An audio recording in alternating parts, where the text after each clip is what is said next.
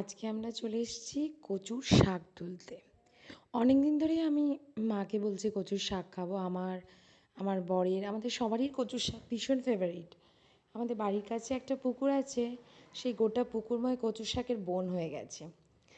তাই আমার শাশুড়ি মা, আমার ননদ এই যে দাঁড়িয়ে আছে সব, আর পিছনে আছে ওটা আমার মাসি শাশুড়ি, বড় মাসিমণি। তো বড় মাসিমণি আজকে মাকে বললাম চলো কচুর শাক রান্না করাই যায়। তাই আমাদের বাড়িতে যে কাকিমাটার সঙ্গে কাউ কচুর শাকটা তুলতে ভুলে গেছে, তো কচুর শাকটা তুলে দিয়ে যায়নি।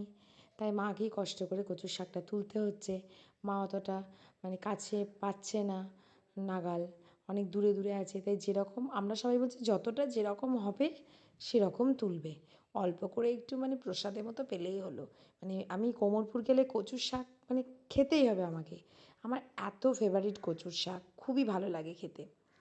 তো আমার ননদ ধরে আছে কচুর শাক, আর আমি ভাবলাম চলো তোমাদেরকে দেখাই এই কচুর শাক। আমাদের বাড়ির পাশে এত কচুর শাক পাওয়া যায়, আর কচুর শাক খুব ভালো লাগে।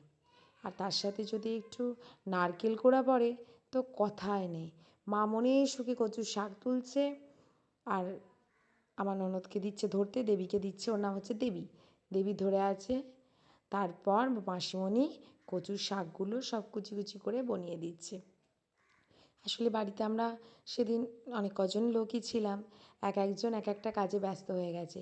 আর এই বড় মাসিমণি আমার বিয়ের সময় উনি এসেছিলেন, তো তারপর আর ওনার আসা হয়নি। আবার উনি 3 বছর পর এলেন। আমার ছেলেকে ওনার দেখার ভীষণই ইচ্ছে ছিল, তাই উনি ওনার ছেলে একসঙ্গেই সবাই এসছেন। আর এই যে মা শুরু করে দিয়েছে কচুর শাকের রান্না বান্না।